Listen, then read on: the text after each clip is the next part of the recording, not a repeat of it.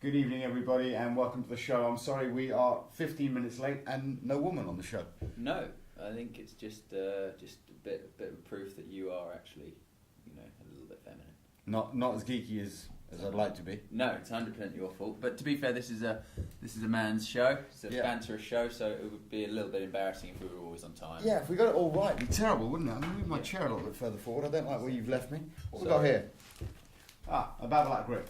These are fantastic. I use these on my rackets because I'm amazing. And much the same as this man here, the left-handed guy with about 11 slams, that other game. Oh, that's the left-handed version of you, isn't it? Yeah. Yeah, but just superimposed you, yeah. Yeah, my forehand's better.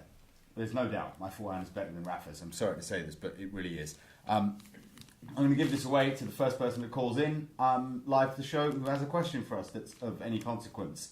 That's the caveat. If it's a stupid question, you can go to hell. So, as always, me being offensive, it's Rashid Ahmed alongside me. Chris Eaton, how you doing? So, what have we got? What's happening? Tennis? Tennis-wise, we're in the middle of Miami. Quite weird that it's sort of a 10-day tournament, so we're sort of a bit further through than we normally are. Obviously, no Federer, no Nadal, so it's sort of Djokovic and Murray at the top ends, top and bottom of the draw. Okay. Djokovic's got Tommy Haas now, which would be an interesting little. Yeah. It'd be probably more interesting if they played in Indian Wells where it was livelier. Yeah. But it'll be interesting. It'll be an interesting match. I tell you what, like Tommy Haas. Haas is much more in tune with the conditions in Florida than Djokovic because he lives there. Yeah, makes a difference. He's got a house there. I know he had a house not far from Mark Philippoussis in, what do you call it?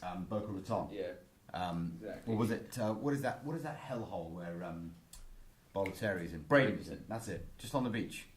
He had a house there. So, and he trained with Red Aim for quite some time there. Just so used to hit balls in. Yeah, he must be used to those conditions. Yeah, exactly. So Haas is there. Tipsarevic is in that bit as well. He just snuck through against Kevin Anderson. I actually watched that one. Oh, because Tipsarevic was going nuts. He was melting losing frames. Got a ball code violation, blasting one out of the stands. Yeah, he was down, but he toughed out tiebreak, and you just toughed out tiebreak in the second set. You just kind of wonder how much these guys like Anderson really believe that they can beat Tipsarevic, and then it was 6-love in the third. So that's I can't believe I've lost the second set. There's no way I'm going to win now. Yeah, kills me that I didn't bet on that one because I was looking at Tipsarevic thinking if he can just find his range, he can do this. Yeah, exactly. Very, very similar thing happened with Berdych the other night. Oh really? Berdych went out? No, Berdych was 6-2, 5-4 down with Fire serving. Oh, Fire, you gag. You love gagging, don't you? Fire, Golo, what is it with these double L's in the name? Exactly. They go up a break and then they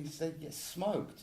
Yeah, so Fire gagged there, and Berdych playing Query now. I think he's giving him a bit of a shoeing. Yeah. I think it's like 6-1, 4-1 or something like that. But good to see Sam Query back. Yeah. He was. I played a few challenges with him when he was kind of getting back from his elbow. Right. Elbow surgery. So that's kind of top half. Berdych is in there. Hang on, let me get that right. No, top half is Ferrer. Ferrer will probably play Djokovic in the semis. That's sort of what it's looking like. Bottom bit is tough. Berdych seeded 4, so he's probably looking at getting to the semis. Yeah. But Tsonga's seeded 6, so Tsonga can play Murray in the quarters. So Murray's got quite a tough little job. He beat Seppi. I'm not sure if Tsonga's played Cilic yet. Right. But so it's Murray will play either Tsonga or Cilic, and then Berdych and then Djokovic to win this title. So that's going to be hard work, I would imagine. But yeah, as for tennis, there's not much else on. But you can watch it. You can watch it live on Sky Sports and hear Andrew Castle doing your nutting. Lovely. I've just hurt my elbow. Oh no, Andrew, help me, will you, please? Is there someone I can call? I've hurt my arm. And it wasn't my fault. Damn these chairs. Tell me something. Andrew Castle, for all the money they spend on makeup and wardrobe, why has nobody told you that when you wear a 3-button suit, you only do the middle button? I grew up on a council estate and I know better. What on earth is he doing up both buttons? All 3, in fact, and looking fatter than possible. Well, you're talking to the wrong person here, because I possess one suit. You do? But you got it at quite a bargain price. I did, yeah, 65 quid. Tesco's special. Come on. Thank you, Tesco's. Jono, that's what he thinks of you. Yeah. Did your shirt not cost more than your suit? Yeah, Yeah. But the shirt was free. Ah, okay. The shirt was worth more than the suit, but I didn't pay for it. Ah, Yeah. okay. So we're just sort of finding out that I'm a complete type cheapskate. But anyway, moving on. Yeah, moving on as fast as possible. Miami, is it becoming the cheaper cousin by a long way to Indian Wells? I mean, in terms of the tournament, potentially, the tournament seems to be outdoing Indian Wells. Indian Wells seems to be outdoing Miami quite comfortably in terms of just atmosphere, in terms of how they treat the fans, in terms of what the fans are sort of treated to, in terms of kind of the intimacy. Right. The intimacy of Indian Wells is amazing. You know, Right. you're really sort of out there on the court with the players almost. Right.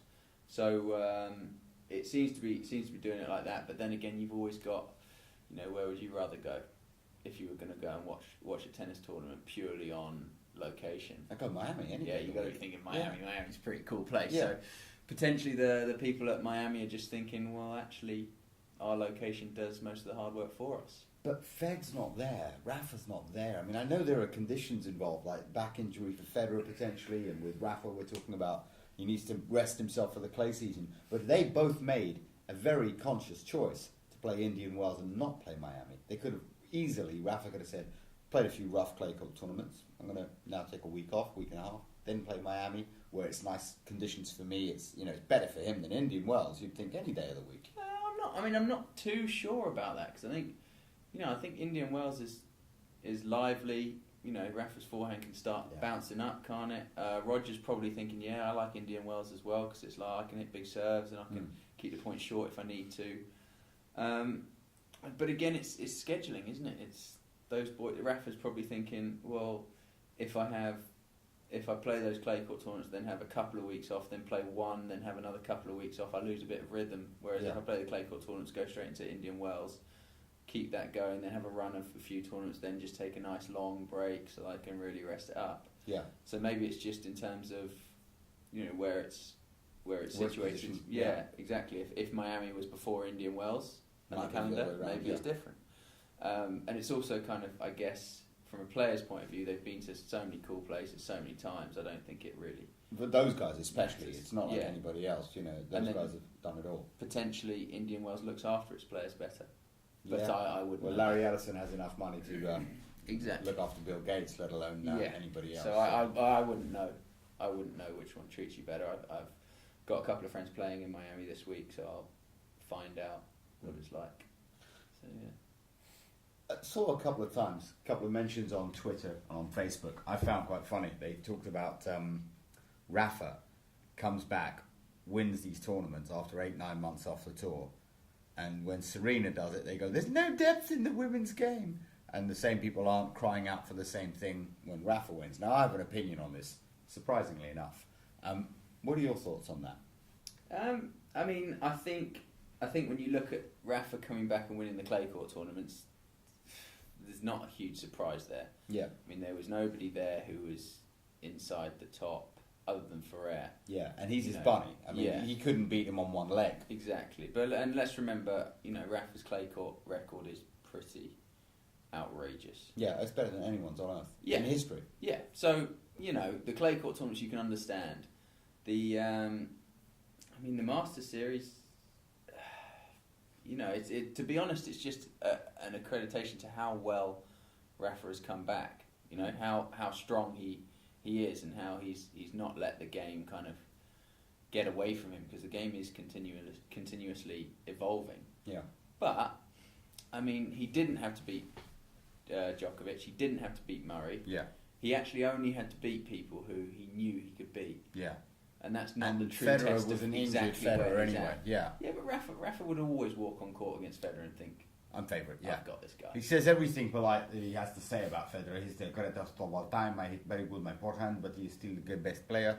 But deep down he's thinking, I own you. But again, if those two were going to walk out on court tomorrow, both of them 100% fit. Yeah.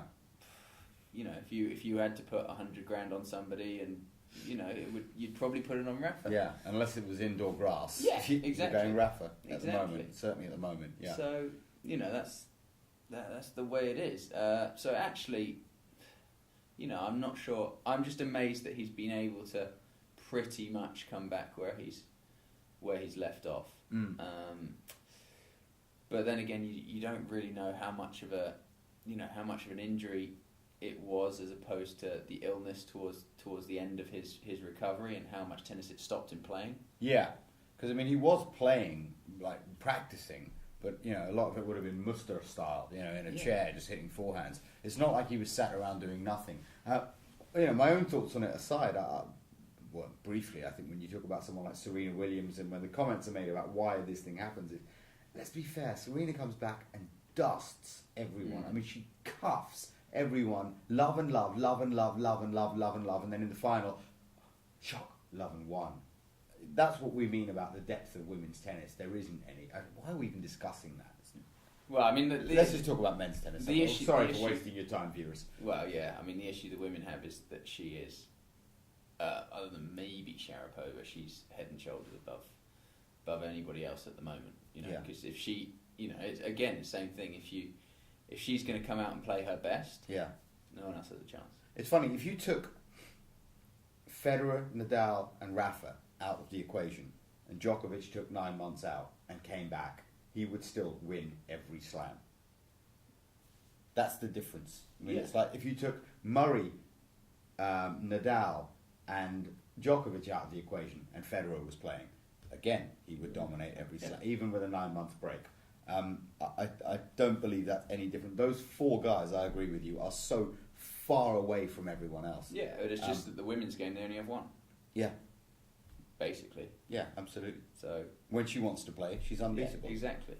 The other people, I guess, are people. You look at someone like as you said, Sharapova. Sharapova's probably second on that list, isn't she? She can play well. I don't think of anyone else in the women's game at the moment. I mean, Victoria Azarenka, sure, she can play. She has her times when she can play really well. I can't stand her yelling. I still think she needs to be executed for that. What I don't understand is people keep saying, and I hear this on TV from the guy Marcus on Sky Sports, and he says, well, you can't very well tell Azarenka that she's got to stop shouting. She's been doing it all her life. Yeah, you can. Why can't you? Yeah. I mean, if I was high-pitched yelling in every one of my matches, I can't imagine any club wouldn't say, I know you've been doing that all your life, but you've got to stop. Well, I funnily enough, I work with a little, I think he's 10 or 11, and he always plays better when he grunts. All right, I mean it's not ridiculous grunting. It's standard. He's a male, so it's standard male grunting. It's not bad. And he got told off and code violation for it in a tournament. Right. And so the mum's obviously talking to me, what are you doing? I can't believe you told my son to do this. Blah blah blah. And I'm like, well, you can't get done for that. It's in the rules. There's nothing in the rules that says you can't grunt or, and as Azarenka's point, shriek as loud as you want. So they have to put something in the rules. Right. Because otherwise you're just going, oh, you can't do that, and then the player goes, why not? You go, oh, because we don't like it. Right. It's like, well, no, there's nothing in the rules that stop me doing that. I can't shout. Yeah. Exactly. The best they can say is unsportsmanlike conduct. And even then, there needs to be a code for that, and there isn't one. There isn't a code for, you're saying, for shrieking and yelling. We all know Azarenka likes pushing the rules. Yeah. She takes some interesting breaks and things like that. And at the end of the day, what are you going to do? But hang on, you've got to be allowed a gag break, surely. I mean, what's wrong with a gag break? If there's a lack of oxygen, you've got to go and get some from somewhere. Yeah, exactly. She needs to put a pipe in her mouth and, get something down there. That's the problem. That's the problem. These players they'll play to the rules. Yeah. And you play to the rules. You play to the umpire's call. You play to Yeah. And that was a problem that they had when umpires would get calls wrong, so they brought in Hawkeye. Yeah. And now it's a problem that they have about the shrieking, so they'll bring in probably rules for it. Right. But the funny thing is in the men's game, obviously it's nice and slow because they take so much time. But they have a rule for that, but they don't enforce it. Oh, really? Yeah, because obviously they have the 25-second, 20-second, I don't know how much it is, 20-second rule. Yeah. They just don't enforce it properly. So that's a weird one for me. And it's like, the players get code violation, time warning. They're like, what? What are you talking about? Yeah. And it's like, well, no, that's the rules. You've overstepped the rules. So, I mean, you know the rules. So it's that's where it's strange for me. As far as I can see it, and it's the flagrant abusers of the rules, like Murray, Djokovic and Nadal that are getting everyone else penalised, because no one really does anything as bad as those three. And their argument always is the same. And I've said this before. They always say, "Oh, well, you've had a 40-shot rally. You need a few more seconds." Well, no, that's wrong. No, it's the rules. It's yeah. the rules. If you've had a 40-shot rally, the only reason you're capable of having that rally is because you're taking a 1-minute break. That's not tennis. That's another game. I mean, if you want to start playing American football where you can just do that and stop and take your breaks before you run and run into somebody, go for it. But that isn't tennis. Tennis is 20 seconds, 25, and, that's it. Change. Exactly. But they don't. They want to play to a different speed. They want to play a different game. And I think they should be penalised for that. I don't think that Murray, Djokovic and Nadal should be allowed to get away with it. Those three in particular should be punished. Definitely. And when you set an example of them, the rest follow. At the moment, they're doing the stupid thing of setting an example of Muppets. An example was our friend Dom Ingler. He was moaning about how he felt a little bit under pressure. That's not going to set an example. It's not going to set an example. With the greatest respect. Didn't he not beat Asam Qureshi? No, they lost 12. 14, 12. Unlucky Dom. Next time, well, I wouldn't say unlucky. I'd just say, it's tough one. Yeah, tough one. It's the way it goes, isn't it, in dubs? But no, it's a strange one though, because again, the rules say you're allowed 20 seconds. Right. The rules also say play to the server's pace. Yeah. So what if I'm serving? What if I'm playing you and I'm serving and I'm ready to go in 10 seconds? Yeah. And you're not, and you take an extra 10 seconds. Who's in the wrong? Yeah. Because you're not playing to the server's pace, but you're allowed 20 seconds. So you're taking 20 seconds. Where does that? What happens there? Yeah. Because you've just got two massively contradictory rules there. Yeah. So I think they just need to make it black and white, plain and simple. If you take 21 seconds, code violation. Yeah. If you take 21 seconds again, point penalty. Job done. I've looked at the ITF's rules on beach tennis, for example. What we got here? Cool here. Hang on, how are we doing this? Hello, you're through to the Touch Tennis Show. This is Matt from Chiswick Auctions. Good evening. Matt, how you doing? Rashid here and Chris. Rashid, how are you, friend? Right? I'm very well. I remember, Matt, you were the umpire at the 2005 All England between me and Reza Kalamuddin, were you not? Absolutely. Before it was even called touch tennis, before it even had a name, I think. Absolutely. If I'm being honest. And I believe, if I'm not wrong, it was called the All Cobham Championships. Something like that. You were over. And when we had to deal with children running across the makeshift court, which was also uneven, I remember it distinctly. But I won, right? Inevitably, whether you did or didn't, you won. Hang on. So you're trying to claim this as one of your Grand Slams, are you? Yeah. Oh, before the sport was even called touch tennis. Well, it was always in my head. I was always going to call it touch tennis. Going now. I was always going to call it touch tennis. No, I'm enjoying I this. think they call it a pre-slam. I mean, it's something which isn't yet in the books, but that's typical Rashid. He'll add something else into the rule books, which will make him win a game. It's not a problem. Exactly. It's not about losing, is it? Well, no, it's never about losing. I think I played once with a wonky racket, but I can easily say that I played the game before it was technically a game. Yeah, but I beat you that day, and therefore it was a tough... Again, listen, I'm going to put my hands up now and say I'm a tennis fan, but you personally know how bad I am at tennis. Yeah, but you didn't do too badly at touch tennis, which was always a good bit of banter. Yeah, that's it. Well, that's standard. Soft balls, man. Soft balls. I mean, Rashid, it amazes me that Rashid hasn't found soft balls as a sport sooner. Well, I've never been one for hardened ones. I like to, if I'm gonna grab something, like them to be big, something I'm used to, and squidgy. There you go. But also, Matt, from that prison commentary, we'll go straight to something more serious. Rashid, basically, I'm sure we'll fill you in on our background, but we spoke very briefly a few days ago about involving the company that I'm the manager of and Touch Tennis. And we've had a meeting today, and hopefully, happy news to Rashid that we've settled on hoping to sponsor the majors by providing the trophies and perhaps a few other bits and pieces for your main events. Now, what about the 20 trophies that I'm due from the ones before I thank you? I won those 20 Grand Slams back in the day. Yeah. Will I get the 20 miniature versions of those trophies for my cabinet as well? Yeah, no, absolutely. This has been accounted for in our serious high-end meeting. And what we decided to do, with Easter around the corner, we're going to do that in mini eggs. We figured it was the best way of doing it. Guy's a hero. You Can't see argue why with we've that. been friends for about 10 years. Cannot argue with that. You got it. So- I know how you go. You balance chocolate and insulin, and I've been there. I've seen how well you do it. So it's a bag of mini eggs, and you push them out as you see fit. I'm not dishing them out anywhere. I'm eating them all myself. So Matt, let me just get this straight. To Chiswick Auctions. So to the main trophies, we've been in touch with Chiswick Auctions. Obviously, we're West London auction house. We've been in touch with one of our regular and long-standing customers who deals with trophies for a good few serious events, and he's come up with a few designs. I've shown you already, as I'm sure you've explained to the guy, the one I like. Yep. Read on, and we're in the process now of getting those ordered. And as soon as you get me some copy, dude, they'll be in your post straight to you. Fantastic. So that's Chiswick Auctions. I'm just going to tell Matt, the viewers can hear you as well while we've got you on the line, but I'm just going to fill them in. Matt and I go back about 9 or 10 years, and Matt's the manager of Chiswick Auctions, which is a West London auction house, and they deal in just about everything. Matt's been on television a lot of times with things like Cash in the Attic and the programmes where they've got bargain hunters trying to sell off their antiques. So if you're looking for anything in that regard and you want to support Touch Tennis a little bit, you need to head over there. And you can also go and visit Matt Caddick, and you'll be able to speak to the man that umpired the very first Touch Tennis All England. Come on, that's a claim to fame. And don't be afraid of my biased nature towards Rashid. I mean, he's a good family friend. Our children mix.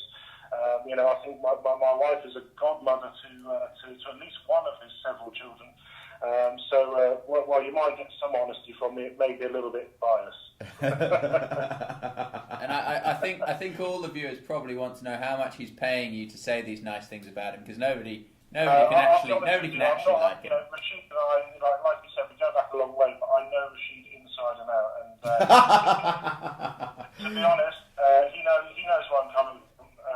Oh, absolutely! You have the most dexterous tongue of any man. It's amazing We've worked together. I mean, I'm sure again you'll go on to explain that. So I know how to navigate Rashid, but more importantly, our families cross paths regularly, thankfully regularly, and if I'm being honest.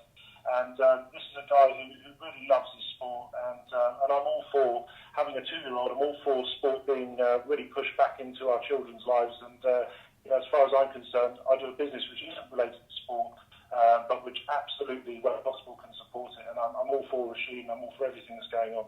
Thank you very much, Matt. We really appreciate your call and your support, and we're looking forward to these trophies. Just for those who are watching in, these are the half-meter trophies, right? Yeah, absolutely. These are the ones which, if you put on the strain face, they look proper old school World Cup. That's what we're looking for. That is heroic. We're talking about like you fill it with champagne, you're over the limit several times. That's the sort of trophy that really counts, right? Yeah, that's what we like. So Matt, are you going to be with Chiswick Auctions at the Touch Tennis All England in Weybridge to hand over that trophy to the winner? That is my hope and my intention. I'm going to leave you with one passing thought. We did a charity auction just last night for Help Heroes, and there's something that you guys can chat about and try and maybe get into the mix. Charity auctions relating to either grassroots sports or whatever you feel is necessary. You've got auctioneers and possibly items for sale fully at your disposal in line with the trophies. So try and mix it in. We're game when you are, and let's play some tennis. Well, I tell you what I think would be a great call. Chris and I have been working on something that we can't discuss at the moment that has something to do with Help for Heroes. And we hope to have that ready by the middle of June. And you'll know exactly what it is when we launch it. And we'd love to have you come over and auction them off. Listen, I'm ready. I've got my tux. It sits there in the cupboard waiting for these magic moments. Touch tennis, no problem. I'm game. Thank you very much. And Matt, for calling in with sponsorship, you're the only man that's not going to get buzzed off with the gong. Thanks for calling in. Happy days. Happy days. Roll on soft balls. Take it easy, boys. Cheers, mate. Cheers. Bye. Well, if you go on our page, we'll have a look at those. They are epic. They are this high.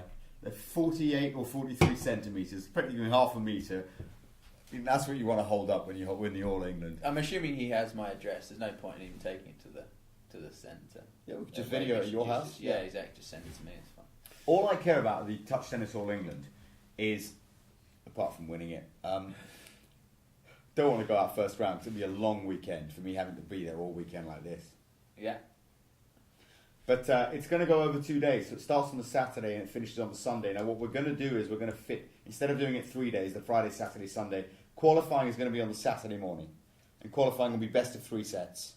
And we'll confine qualifying to 32. Okay. So that's literally just 2 rounds. Yeah. And they come through and they've got the 8 spots. I think that's fair, isn't it? Yeah.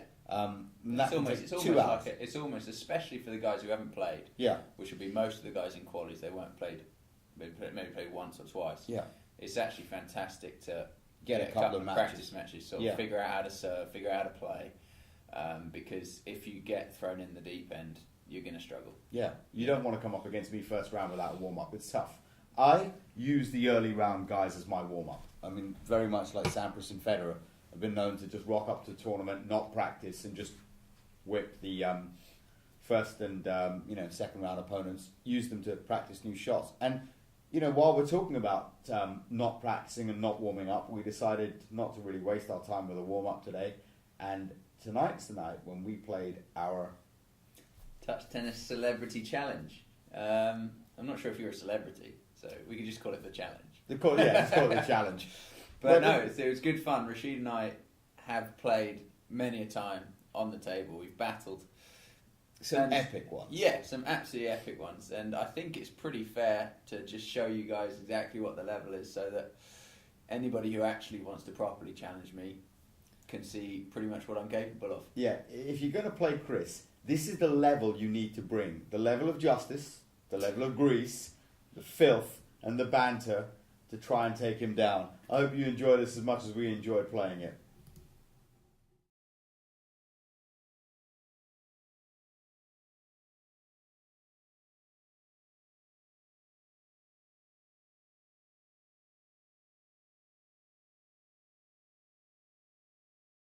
For serve? Hold on. Red or black? No. Red or black? I'll take red. Is it on? Yeah, it's on. Red or black? I'll take red. Sorry, the table sloped. I'll take red. Red or black? Red. Okay. Yes. Three's all. You got three. Yeah, I just wanted to hear you say. I'll let you serve. Just wanted to hear you say I take black. So hang on a second. You ready for this? You gonna go down? You ready to go down? I'm born ready. So I'm serving? You're serving.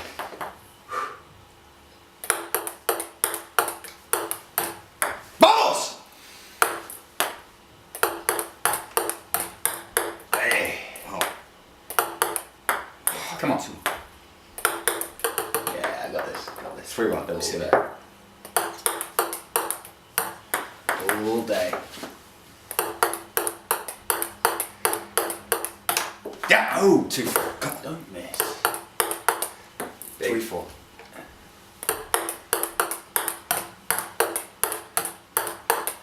Yeah. Ah! Yeah. Yeah. Ah! 13.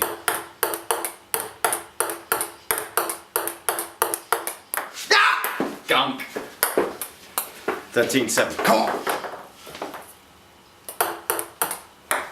13-8. Come on. Crush it.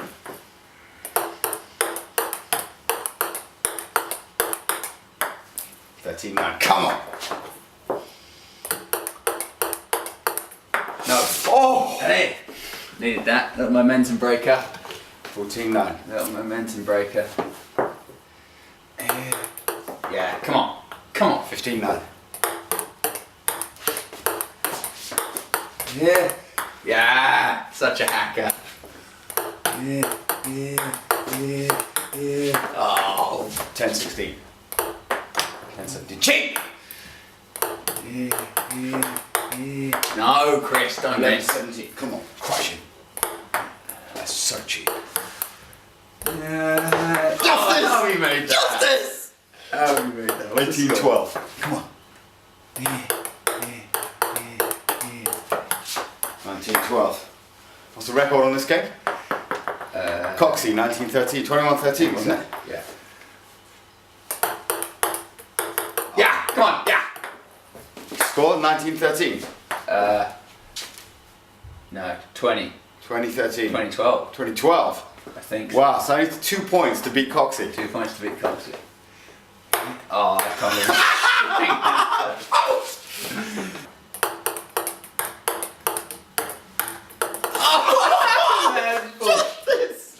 so much bull.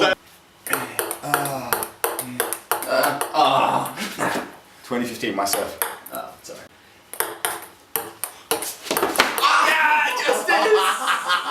Justice! Thanks, man. 2015, well, 21-15, played.